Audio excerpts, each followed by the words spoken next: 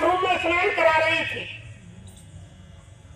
अब स्नान संपूर्ण हो गया प्रेमियों, और राजा भोज बाथरूम से नहीं निकल रहे थे। रानी ने कहा कि महाराज अब तुम्हारा स्नान हो गया। राजा कहने लगे नहीं नहीं और स्नान कराओ हमको। अब स्नान कराते कराते रानी को हंसी आ गई। पहले जन्म की बात पर रानी को हंसी आ गई। तो रानी हंसने लगी तो राजा कहने लगे अरे रानी साहिबा तुमको हंसी क्यों आई, क्या हमसे कोई गलती हो गई? तो रानी ने कहा कि ना महाराज कोई बात नहीं, मैं तो वैसे ही हंसी हूँ। ना कोई बात जरूर है, तुम्हारे हंसने में कारण है। बताओ, हम कपड़े तभी पहनेंगे जब तुम तुम्हारी हंसी का कारण बता दोगी। अब वो कहा कि राज हट और त्रिया हट और बाल हट। अब वो हट पकड़ राजा। तब रानी ने कहा कि महाराज तुम कपड़े पहनो, इसका जवाब तुमको मैं नहीं दे सकती। यहाँ से 20 यानी किलोमीटर दूर मेरी बहन दूसरे शहर में ब्याही है जो तुम्हारी साली है, तुम उनके पास जाओ, वो इस बात का जवाब देगी।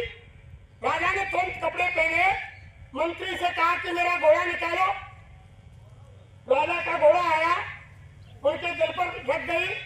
घोड़े को लेकर अपनी साली साहब के यहाँ पहुंचे। साधु साहब से जाकर कहा कि भैया साधु साहब, हमारी साली तुम्हारी रानी साहिबा से हम 2 बात करना चाहते हैं। पहले इतनी मर्यादा थी कि माता बहन देवियां राजाओं के यहाँ सीधे बात नहीं करती। महल में झरोका होता था, रानी झरोके में खड़ी हो गई और राजा से कहने लगी, आदेश दिया। तब राजा से सुतई कहने लगी कि जीजा श्री तुम मेरी बहन की हंसी का कारण पूछने आए हो। राजा ने कोई सवाल नहीं किया। तब तक साली साहब ने कह दिया कि राजा साहब, जीजाजी तुम मेरी बहन की हंसी का कारण पूछने आए हो? बोलते हैं मैं हंसी का कारण पूछने आया हूँ। तो साली ने कहा कि देखो महाराज, ये आज जवाब नहीं मिलेगा तुमको। आज से 20 साल बाद इसका जवाब तुमको मिलेगा। मैंने क्यों? कि इस समय में गर्भवती हूँ, और आज के 5वें दिन मेरे लड़का पैदा होगा, और मैं लड़का पैदा होते ही दुनिया से चली जाऊंगी, और मैं दूसरे शहर में जाकर लड़की के रूप में जन्म लूंगी, और यही बच्चा मुझे ब्याहने के लिए आएगा, और तब मैं तुमको इस बात का जवाब। अब राजा ने कहा ये तो लंबा क्षेत्र हो गया, चलो पर 5 दिन का हम इंतजार करते हैं। अगर हमारे साली साहब के लड़का पैदा होता है, और लड़का पैदा होने के बाद ये शरीर त्यागती है, और शरीर त्याग करके दूसरे शहर में जन्म लेती है, तो हम समझ जाएंगे कि बात सही है। राजा वापिस चले गए थे। जब वापिस चले गए, 5 दिन का इंतजार किया, राजा स्वयं नहीं आए। सिपाही को भेजा कि तुम जाओ शहर के अंदर जहाँ हमारी साली रहती है, वहां जाकर के पूछो तो उन्होंने लड़के को जन्म दिया कि नहीं, या शरीर त्यागा कि नहीं। सिपाही आया, सिपाही ने वहां पूछा कि बच्चे का जन्म हुआ और रानी ने शरीर त्यागा। जहां हमने जन्म लेने की बताई, उस शहर में सिपाही गया, वहां पूछा कि राजा के यहाँ लड़की पैदा हुई है क्या? उन्होंने बताया कि जी हाँ, यहाँ लड़की पैदा। अब लड़की पैदा हो गई। अब राजा ने कहा कि अब तो 20 साल इंतजार करना पड़ेगा, जब तक लड़का लड़की शादी योग्य नहीं होंगे तब तक इंतजार करना पड़ेगा। प्रेमियों 20 साल व्यतीत हुए, और वही उनकी साली का लड़का अपनी माँ को ब्याहने के लिए उस शहर में पहुंचा, वहां लड़की बन गई। अब वहां से ब्याह करके जब लाया, दरवाजे पर आई, राजा भी बारात में था, भोज राजा। अब बारात में था तो उसने पूछा, जैसे ही दरवाजे पर आई कि साली साहब अब हमको तुम जवाब दो। तब उन्होंने कहा कि महाराज तुम्हारी समझ में नहीं आया कि इसी लड़के की मैं पहले जन्म में माँ थी, और आज इनकी बहू बन गई। राजा ने कहा कि मेरी समझ में नहीं आया। हंसी का कारण मुझे बता। जब उनकी साली ने कहा कि महाराज मेरी बहन को हंसी इसलिए आई कि पहले जन्म में जो आज तुम्हारी पत्नी है वो तुम्हारी माँ थी। राजा भोज को बताया कि पहले जन्म में तुम्हारी माँ थी, जब तुमको स्नान कराती तब तुम कपड़ा उतार कर दगरे में भाग जाते, घेर कर लाती, लेकिन स्नान नहीं करते। जब तुम्हारी पत्नी बन गई तो बाथरूम से तुम बाहर नहीं निकल गई, इसलिए रानी को हंसी आ गई। तब राजा ने कहा कि तुमने उस दिन क्यों नहीं बताया मुझको, 20 साल इंतजार करवाया कि महाराज तुम्हारा सारा गृहस्थ जीवन खराब हो गया, तुम्हारे मन में घृणा आ जाती कि ये मेरी पहले माँ थी आज पत्नी है, तुम्हारे मन में खिन्नत आ जाती, इसलिए मैंने तुमको पहले नहीं। ये तो संसार है, ये तो लेन देन का है, जिसको हम अपना समझ रहे हैं। अपना कहे किसे, अपना ना या कोई, और अपना कहा जिसे भी काम आया ना कोई, या कोई काम आने वाला नहीं। जिनको तुम अपना समझ रहे हो ये अपने ही एक दिन तुम्हें जब शरीर से जीवात्मा निकल जाएगी, ये अपने ही तुम्हें 4 भाई कंधे पर ले जा करके और शमशान भूमि में यानी लकड़ी कंधों पर रख करके धू धू करके जला दे, ये अपने ही जला दे, कोई काम नहीं आएगा अपने। और एक सच्चे साथी तो महात्मा होते हैं, इनका साथ कर लो, ये इस लोक में भी काम आएंगे और उस लोक में भी काम। आओ रे लोगों संत शरण में, आओ रे लोगों संत शरण में, काम यही एक आएगा, ये नर्तन अनमोल मिला है बार बार नहीं आएगा।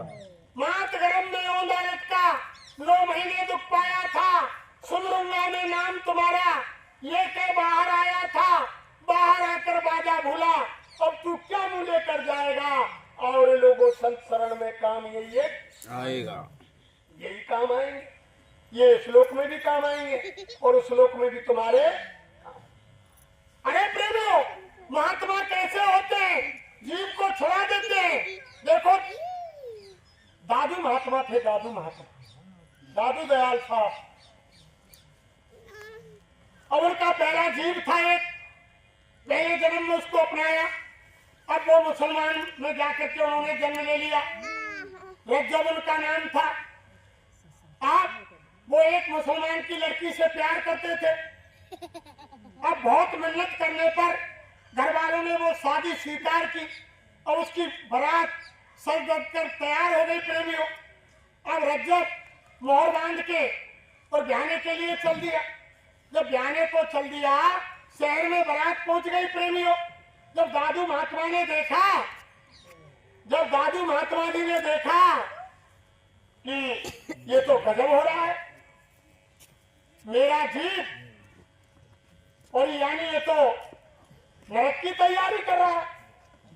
महात्मा जी दादू दयाल 4 कदम दूर यानी उसकी शादी होने वाली प्रेमिका का घर था, आतशबाजी चल रही थी, बारात फूल बरस रहे थे, इत्यादि छिड़काव हो रहा था, बारात जा रही थी। जैसे दादू महात्मा सामने आ गए, दादू महात्मा सामने आए, रज्जब की तरफ घोड़े पर बैठा था, आंखें मिलाई, दोनों ने एक टक होकर देखा। प्रेमियों, जब एक टक होकर देखा तो रज्जब से एक शब्द महात्मा ने कहा, हे रज्जब तूने गजब किया, हे रज्जब तूने गजब किया, सिर पर बांधी मोहर, आए थे हर भजन को करे नरक की। दादू साहब ने एक वचन सुनाया प्रेमियों सामने जाकर के कि रज्जब तूने गजब किया, सिर पर बांधी मोहर, आए थे हर भजन को और करे नरक की। हे रज्जब तुम हरि भजन के लिए आए थे, पहले जन्म में मैंने तुमको पकड़ा था, फिर तुम नरक की ठोर कर रहे हो, जन्म जन्मांतरों तक नरक 84 में चले जाओगे। जब ये बात सुनी, ऊपर से वो यानी किलंगी मोहरा वो टोपी फेंका और आकर के दादू के चरणों में गिर गया और सदा सदा के लिए दादू महात्मा के साथ चले गए। तो महात्मा तो ऐसे दयालु होते हैं प्रेमियों, ये जिस जीव को पकड़ लेते हैं, हमारे गुरु महाराज ने कहा जिसको मैं एक बार देख लेता हूँ उसको जीवन में भूलता नहीं हूँ, और जिसका हाथ एक बार पकड़ लेता हूँ उसको कभी मैं छोड़ता नहीं। आपने सुना नहीं, शास्त्रों में पढ़ा नहीं कि पहले जन्म में गुरभक्त कर और दूसरे जन्म में नाम और तीसरे जन्म में मुक्त पद, चौथे में निर्णय। यानी 4 जन्म का ठेका लेते हैं। यानी पहले जन्म में गुरु भक्ति करनी होती है, दूसरे जन्म में वो नाम मिलता है, तीसरे जन्म में मुक्ति पद होता है, चौथे जन्म में अपने निज घर पहुंचा देते हैं। ये 4 जन्म तक जब तक जीव इनका पकड़ा हुआ अपने घर नहीं पहुंच जाए तब तक वो उसको छोड़ने वाले नहीं। आप हमको यार रात दिन कभी गधा बने, घोड़ा बने, मुर्गा बने, सुअर बने, भैंसा बने, सांप बने, बिच्छू बने, पेड़ बने, पौधे बने, यानी पर्वत बने, पहाड़ बने, बार बार जन्म लेते मरते, जन्म लेते मरते, ना जाने कितने युग आप हमको इस धरती पर 184 खत्म महीना, कोट कलप युग 4 गए, कहा करूं नाक में दबा गई, मरते मरते हार गए। आप हम जन्म लेते मरते, जन्म लेते मरते, ना जाने कितने समय से ये पीड़ा भुगत रहे हैं। जब धरती पर संत आते हैं, जब जन्म मरण के बंधन से, आवागमन से मुक्ति दिलाते हैं, संत बड़े दयालु होते हैं, संत दया के सागर होते हैं। देखो दादू साहब, ये यहाँ 2 प्रेमी एक बार मिलने के लिए आ रहे थे। उन्होंने सुना कि दादू महात्मा जी के जी भगवान से मिलाते हैं, इसी मनुष्य मंदिर में भगवान का दीदार दर्शन कराते हैं। तो 2 प्रेमी एक दूसरे गांव से निकल के चल दिए। गर्मी का महीना था प्रेमियों, वो 4 बजे करीब दादू साहब के गांव आ गए। इधर दादू साहब जंगल जा रहे थे लोटा लेकर के प्रेमियों। इधर तो दादू साहब का निकलना घर से हुआ और उधर से 2 प्रेमी दादू के दर्शन करने के लिए बाहर से आ गए। और गांव के, जैसे आपका गांव है पथरोरा, जैसे मंदिर के निकलते ही वो मिल गए गांव से बाहर। और देखो प्रेमियों, दादू महात्मा के सिर पर बाल नहीं थे, उनका सिर गंजा था। जैसे ही दोनों महानुभावों को दादू महात्मा गांव से बाहर मिले, साइड में होकर निकले, जब दोनों महानुभाव बोले, उनमें से एक बोला कि भैया ये सोन खराब है ये। दूसरा बोलो कि कैसे भैया, कि सुबह सुबह के गंजो आदमी, सुबह सुबह तो गंजा आदमी मिल गया। कि गंजे आदमी से क्या होता है कि अगर गंजा मिल गया तो तुम्हारा काम नहीं बनेगा। और दादू साहब वहां खड़े हो गए, बात सुनने लगे और दूसरों कहने लगे कि भैया सोन कैसे सही हो, सोन कैसे सही होगा। अब वो दूसरा आदमी कह रहा है कि अगर 5 जूता उठा के गंजे की खोपड़ी पे मार दी जाए तो सोन सिद्ध। दादू महात्मा रुक गए कि भैया तुम्हारे सोन ने सिद्ध कर लो, काम क्यों खराब करे। एक ने जूता उतार के दादू महात्मा के सिर पर 5 जूती। अब महात्मा जी बोले दादू साहब कि भैया अब तुम्हारे सोन सही है, अब मैं जाऊं बन के यहाँ जाओ। और महात्मा जी जंगल चले गए लोटा लेकर, और दोनों महानुभाव गांव में आ गए। अब गांव में पूछा कि भैया हमें दादू महात्मा जी से मिलना है, उनका मकान किधर है। और गांव वालों ने बता दिया कि भैया सामने जो चबूतरा है ये मकान उनका ही है। कि वो कहाँ गए हैं, कि वो जंगल झाड़ी जाते हैं शौच आदि के लिए, तुम बैठ जाओ थोड़ी देर में आ जाएंगे। अब वो बैठ गए और दादू महात्मा को मालूम थी कि यही मुझसे मिलने आए हैं और यही मेरे सिर में जूता लगा रहे हैं। अब उधर दादू महात्मा जी के मकान में 2 रास्ते थे, बीच में मकान था, एक रास्ता इधर जा रहा था, एक पीछे से जा रहा था। और दादू महात्मा ने सोचा कि दोनों सामने चबूतरे पर बैठे हैं, अगर इधर से चलूंगा तो दोनों शर्म से झुक जाएंगे कि यही तो महात्मा थे, अभी इनके हमने जूता मारे और इनसे मिलने आए। जब दादू महात्मा दूसरे रास्ते से अंदर मकान में चले बाहर दोनों माँ बाप बैठ गए प्रेमियों, और बैठ गए तो बहुत देर हो गई। फिर उन्होंने पूछा गांव वालों से कि भैया वो दादू महात्मा साहब आए नहीं, कि भैया वो तो आए होंगे, इतना समय कहे जाते हैं कि भैया दरवाजे पर हम बैठे हैं, वो कहाँ पर चले गए? कि भैया उनका दूसरे रास्ते से भी घर का दरवाजा है, वो पीछे से आ गए होंगे, तुम आवाज मारो। जब दोनों महानुभावों ने आवाज मारी कि अंदर महात्मा जी हैं, दादू साहब बोले कि हाँ भैया हैं, बताओ क्या काम है? कि हम आपसे मिलना चाहते हैं, हम आपका दर्शन करने के लिए आए। कि बच्चा आ जाओ अंदर। और दोनों महानुभाव अंदर गए। महात्मा जी दातन कुल्ला करके आसन पर बैठे थे। जब महात्मा की शक्ल देखी दोनों महानुभावों ने, अरे के भैया गजब हो गया, ये तो वही महात्मा है जिनके सिर पर हमने रास्ते में 5 जूते मारे थे। अब वो सच्चाने लगे, हाथ जोड़ने लगे। दादू ने कहा कि भैया देखो, 2 पैसे की हानि माता बहन देवियां यानी प्रजापति के वहां से लाती है। 2 पैसे की हानि आती पहले, 2 पैसे की हानि खरीदती है माता बहन देवियां, तो ठोक बजा कर देखती है कि कहीं इसमें दरार तो नहीं है, कहीं फूटी तो नहीं है, कहीं इसमें पानी रुकेगा या नहीं रुकेगा, ठीक पकी है या नहीं पकी है। आप देख रहे हैं जगदीश चैनल अजमेर। आज दिनांक 2 जनवरी 2025 का ये द्वितीय दिवस। अरे बच्चा तुम तो भगवान से मिलने का और रास्ता लेने आए हो, बहुत बड़ी चीज लेने आए हो, तुमने मुझको ठोक बजा के तो देख लिया। बैठो बैठो, सब सुनाता हूँ तुमको नामदान। आदेश के पूर्व आदेश के अनुसार यहाँ एक सत्संग होना था। आज वो संसार में अपने शरीर को छोड़ चुके हैं, तो उन्हीं की याद में आज यहाँ उनकी धर्मपत्नी द्वारा जगदीश के सत्संग इस कुंडा वाले मंदिर प्रांगण में महात्माओं के पास मिलती है, करवाया जा रहा है। वो चीज तो महात्माओं के जब आप तक देख पूरे रहे हैं महात्मा जगदीश नहीं चैनल मिलेंगे, अजमेर। यदि आप चैनल को पूरे पहली बार गुरु देख रहे नहीं हैं मिलेंगे। सब्सक्राइब करें, रामायण में लाइक साफ करें, लिखा है ना, तुमने रामायण तो जय पढ़ी गुरुदेव। होगी, जो हिंदुओं का सबसे बड़ा ग्रंथ है, उसमें साफ लिखा है कि गुरु अंध बधिर कर चेला, और एक नहीं सुने एक नहीं देखा, अंधो गुरु और भैरव चेला, और 2 नरक में झेलम। कहा ना, गुरु बिन भवदित करे ना कोई, जो ब्रंश शंकर सम बिना गुरु के उद्धार नहीं।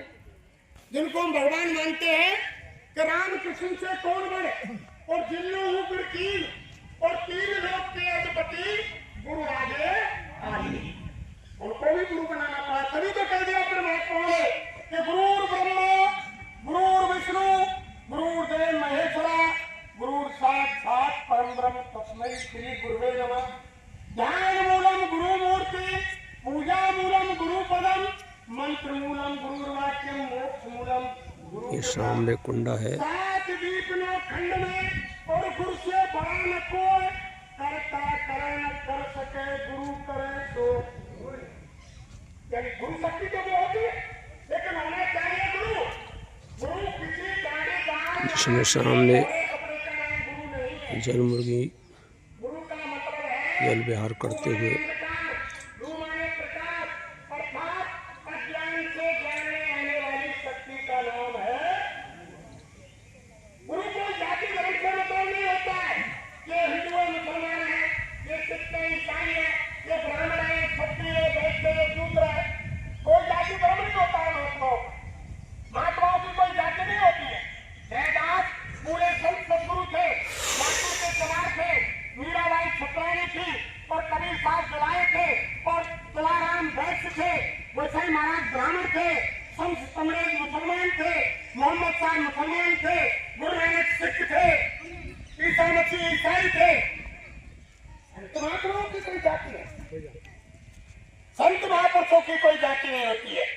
इस मनुष्य शरीर में किसी पोल पर आ सकते हैं, और आपकी भी हमारी कोई जाति नहीं।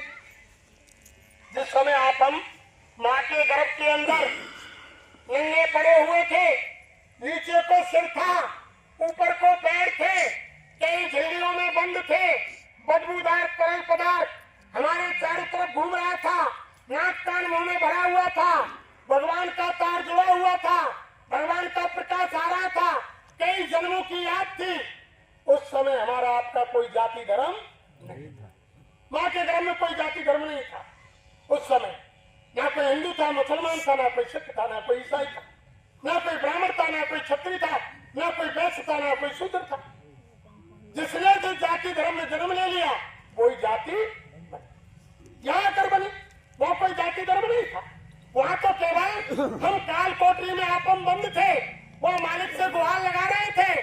जो संत महात्माओं ने कहा, उन्होंने बताया कि दुख में सुमरन सब करे और सुख में करे न कोई, और जो सुख में सुमरन करे तो दुख का ये जब दुख पड़ा, काल कोठरी में बंद थे, माँ के गर्भ में यात्रा भुगत रहे थे। माँ जैसा ठंडा गर्म चटपटा तीखा कचेला भोजन कर रही थी, उसकी यानी हमको वेदना हो रही थी। माँ के मलमूत्र मुंह के ऊपर होकर गुजर रहे थे और बंद थे काल कोठरी। उस समय भगवान का तार, भगवान का प्रकाश जुड़ा हुआ था। कई जन्मों की याद कर रहे थे, उस समय रो रहे थे और मालिक से गुहार लगा रहे थे कि हे दीनानाथ, हे दीन दयाल, हे मालिक, हे प्रभु, हे दयालु। जो रामायण में लिखा हुआ है कि दीन दयाल बिरद सम भारी, अरहुनाथ मम संकट भारी। हे दीनानाथ, हे दीन दयालु, मेरे संकट का हरण करो, मुझे इस काल कोठरी सुगौन नरक से जल्दी बाहर निकालो। तो मालिक से क्या गुहार लगाई? जो रामायण में लिखा है कि अब प्रभु कृपा करो यही भांति और सब तज भजन करो दिन। सबने वादा किया, हिंदू मुसलमान सिख ईसाई ब्राह्मण क्षत्रिय वैश्य हरिजन, सबने वादा किया कि भगवान मैं तुझसे वादा करता हूँ कि जमीन पर जाते ही कोई दूसरा काम नहीं करूंगा, 24 घंटे तेरा ही भजन। सबने वादा किया। हमने, आपने, हिंदू ने, मुसलमान ने, सिख ने, ईसाई ने, ब्राह्मण ने, क्षत्रिय ने, वैश्य ने, हरिजन ने, सबने वादा किया भगवान के भजन का 24 घंटे करने का। किसी ने किया? 5 मिनट भी नहीं किया। जब माँ के गर्भ से बाहर आए तो बाहर आते ही फिर गोसाई महाराज ने क्या लिखा है? भूम पड़े जब डाबर पानी और जिम जी गई माया।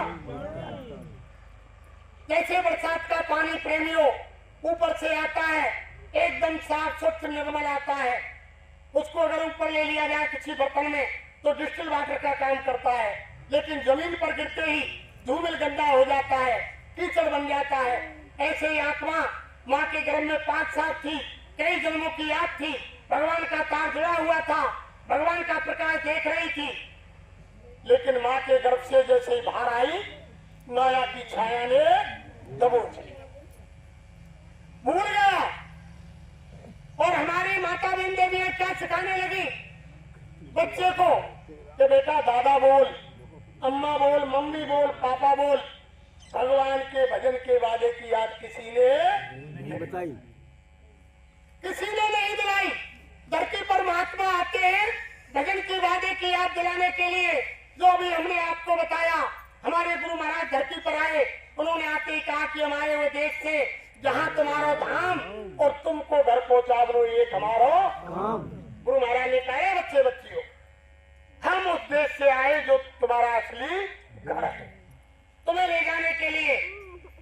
जब उन्होंने आकर के बताया, तब उन्होंने भेद बताया कि मैं हूँ अरम अनाम अमाया, रहूं मौज में अदर समाया, मेरा भेद कोई नहीं पावे और मैं ही कहूँ तो कहन में सिंध रूप में है मपारा, बुंद रूप का सकल पचारा, जितने मत है जग के नहीं और इसी बुंद को सिंध। वो तो मालिक तो बड़ा सिंध है, बड़ा सागर है, वहां का एक बूंद का पसारा है संसार में, और जितने भी मत संसार में चल रहे हैं इसी बूंद को यानी सिंध बताते हैं। कोई नहीं पहचान पाया। जो लिखा हुआ है कि सतयुग त्रेता द्वापर बीता, कोई न जानी शब्द की रीता, कलयुग में स्वामी दया विचारी और भय प्रगट शब्दों पुकारी। इस कलयुग के अंदर, इस धरा पर यानी प्रकट संत आए, उन्होंने आकर के भेद बताया। गुप्त संत तो हमेशा रहते हैं प्रेमियों, हम आप उनको नहीं पहचान पाते हैं, वो गृहस्थ रूप में भी रह सकते हैं। तुम उनको और हम नहीं पहचान सकते कि संत है। वो रोजाना मालिक के दरबार में हाजिरी लगाते हैं, यहाँ का सारा हाल वहाँ कहते हैं और वहाँ से फिर आ जाते हैं, सारा भेद बताते हैं। वो गुप्त संत। लेकिन आज से 550 साल पहले से ही धरती पर यानी प्रकट संत आए। उन्होंने आकर के भेद बताया। इसकी कलयुग में धरती पर सबसे पहले प्रकट संत साहिब कबीर आए। कबीर साहब आए, उन्होंने आकर धरती पर यानी वो भेद खोला, सारा रास्ता बताया कि जीव कहाँ से आया है और कहाँ जाएगा। सारा भेद उन्होंने आकर के धरती पर कबीर साहब ने खोला और उन्होंने नाम लगाया कि इस मालिक का नाम है सत्य साहिब। उन्होंने जीवों का कल्याण सत्य साहिब नाम से किया। आज भी कबीर पंथी सत्य साहिब पुकारते हैं, उन्होंने नाम को जगाया। फिर उसके बाद धरती पर गुरु नानक साहब का यहाँ पदार्पण हुआ। गुरु नानक साहब ने आकर के बाह्य गुरु नाम को जगाया और बाह्य गुरु नाम से जीवों का कल्याण कराया। आज भी नानक पंथी बाह्य गुरु पुकारते हैं।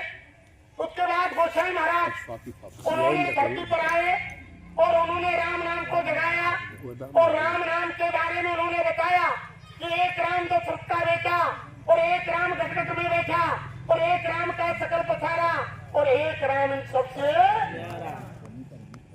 चारों जग में राम है। 3 राम व्यवहार और एक राम निस्तार है, ताको करो। उन्होंने बताया, लेकिन हम आप नहीं समझ पाए, उसी में अटक गए। फिर उसके बाद धरती पर आगरा में शिवदयाल जी महाराज आए, कुल मालिक। उन्होंने आकर के राधा स्वामी नाम को जगाया और जीवों का राधा स्वामी नाम से कल्याण कराया। आज भी राधा स्वामी मत के लोग राधा स्वामी पुकारते हैं। उसके बाद नजदीक आपके मथुरा में हमारे गुरु महाराज आए, जिन्होंने जय गुरुदेव नाम को जगाया और आज भी यानी जय गुरुदेव नाम लोग पुकारते हैं और ये मत चल रहा। और अभी हमने आपको बताया कि हमारे गुरु महाराज का नाम जय गुरुदेव नहीं है, ये उस परम पिता परमात्मा उस सर्वशक्तिमान शक्ति का नाम जय गुरुदेव।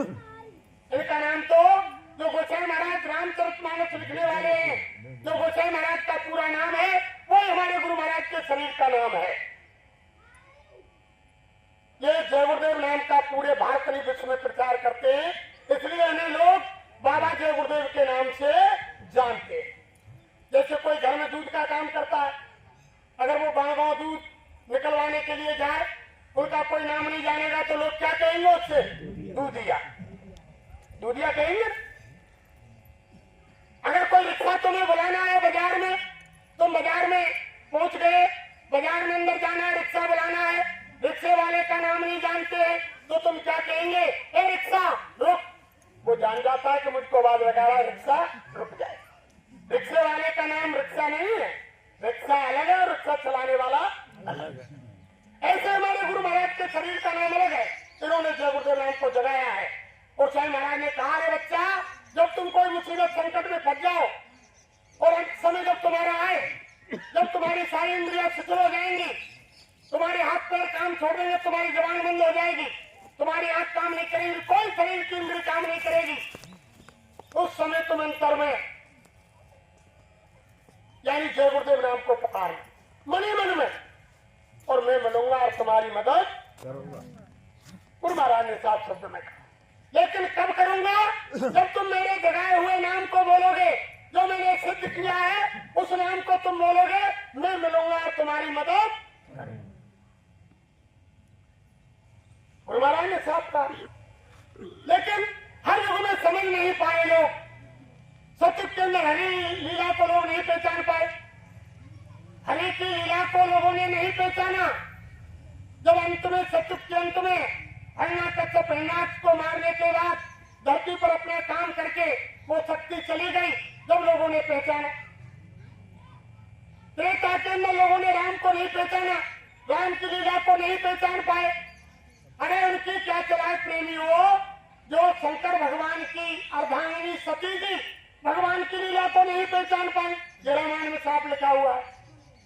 जिस समय भगवान राम जंगल में सीता की खोज के लिए जा रहे थे, तो जंगल के वृक्ष, जानवर, इंसान, लता पता पहाड़ पर्वत सबसे पूछ रहे थे, हे जंगल के जानवरों, इंसानों, लता पताओं, पहाड़ों, वृक्षों, नदी नालों, तुमने अगर जनक दुलारी मृगनयनी सीता को देखा हो तो बताओ। ऐसे विलाप करते जा रहे थे। रास्ते में शंकर भगवान और उनकी अर्धांगिनी सती जी मिल गए।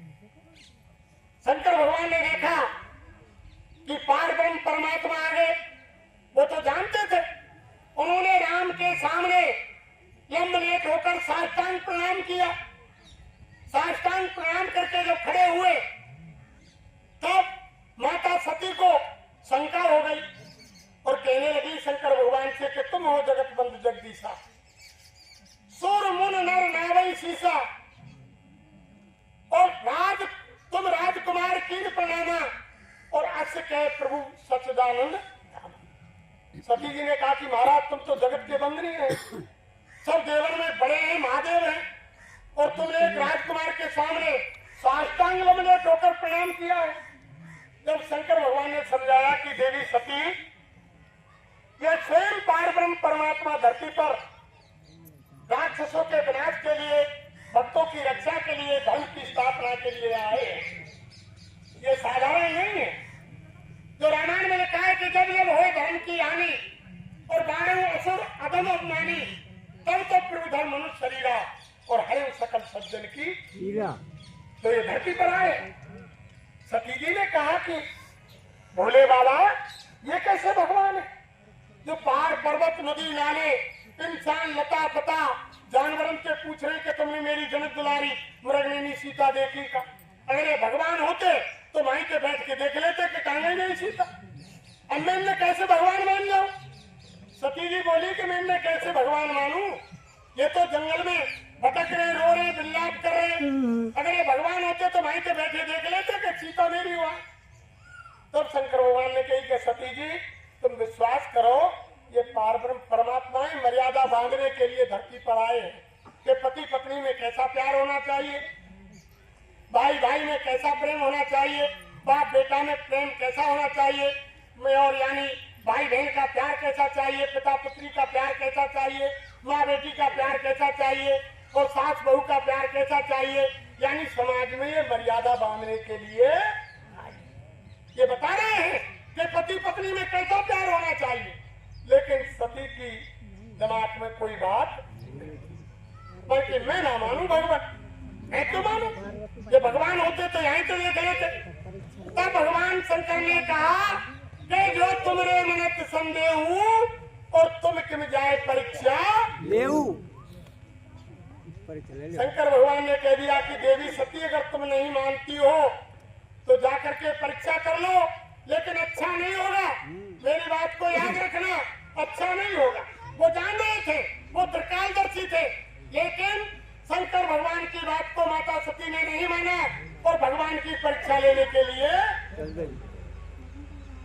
रास्ते में जाकर के प्रेमियों दूसरे रास्ता जैसे उधर से तुम्हारे गांव का आ रहा है, इधर से रास्ता आ रहा है, जहाँ दोनों रास्तों का भिड़ाव था, उस जगह पर जाकर के सती जगत माता जानकी का भेष धर के बैठे।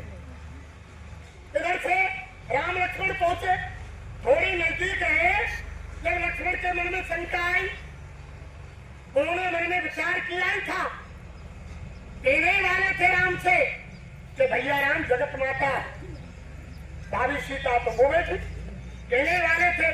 तब तक राम समझ गए कि लक्ष्मण नहीं पहचान पाए। उन्होंने हाथ जोड़कर दूर से ही कह दिया कि जगत माता सती भोले बाबा नादिया छोड़ के अकेली जंगल में कैसे घूम रही है। हाथ जोड़ के प्रणाम कर दिया राम ने। वहां भेष सीता का और माता सती सुकज गई कि राम ने तो मुझे भेजा। जैसे ही वो खड़ी होकर चलने लगी प्रेमियों, तो भगवान राम ने अपनी लीला दिखा दी। जिधर वो देखे दाएं बाएं पूरब पश्चिम उत्तर दक्षिण राम लक्ष्मण सीता, राम लक्ष्मण सीता, जिधर नजर डाले उधर राम लक्ष्मण सीता। सती जी भयभीत हो गई, भयभीत होकर के बैठ गई आंख बंद करके। भगवान ने अपनी लीला को समेट लिया और खड़ी होकर के और वो ही सती का भेष बना करके शंकर भगवान के पास जैसे आई शंकर भगवान ने पूछा कि देवी सती क्या ले आई परीक्षा, तब उन्होंने कहा कि कछु न परीक्षा लीन गुसाई और करी प्रणाम तुम्हार की, कि भगवान मैंने कोई परीक्षा ना ली, मैंने तो जैसे तुमने नमस्कार करी ना ऐसे मैंने प्रणाम कर दियो, मैं वो हाथ जोड़ के आई। शंकर भगवान ने कही कि ऐसा तो हो ही नहीं सकता, जो हमारी बात को नहीं माना, परीक्षा लेने चली गई और बिना परीक्षा लिए वापस आ जाए, ऐसा हो ही नहीं सकता। तो आंख बंद करके अंदर की तीसरी आंख से शंकर भगवान ने देखा, ध्यान लगा करके, तब उन्होंने देखा ध्यान में कि इन्होंने तो जगत माता सीता का वेश धारण किया और इन्होंने परीक्षा ली है। तब देख करके बाहर कहा कि हे देवी सती, तुमने जगत माता सीता का वेश धारण किया है, आज से मैं तुम्हें अपनी धर्म पत्नी स्वीकार नहीं करूंगा, मैं तुम्हें बाएं अंग नहीं दूंगा, त्याग दिया। और उसी समय से ये वरदान लग गया कि माता बहन देवियां झूठ बोलने लग गई। सती जी ने झूठ बोला ना, उसी दिन का ये वरदान लग गया।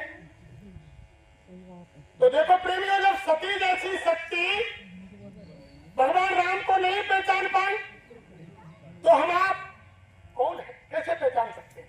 अगर कोई भगवान आकर के आपके और हमारे बीच में अगर यहाँ इस मालिक की चर्चा में बैठा हो, क्या पहचान जाएंगे?